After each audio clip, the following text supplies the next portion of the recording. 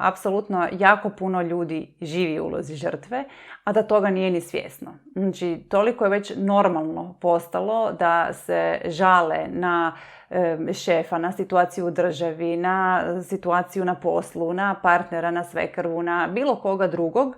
I toliko je to postala već navika da jednostavno je to postalo njihovo stanje postojanja. Nisu ni svjesni da žive u ulozi žrtve i da dok god se žale na nekog drugog, tim osobama ili tim situacijama daju svoju moć.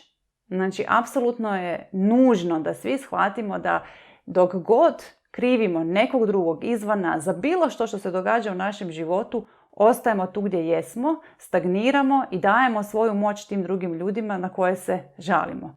Znači, kad odlučimo prihvatiti, ok, moć je u mojim rukama, jedino ja mogu napraviti korake koji su potrebni da se pomaknem odavdje i da mi bude bolje u životu, tek tada zapravo se promjena može dogoditi.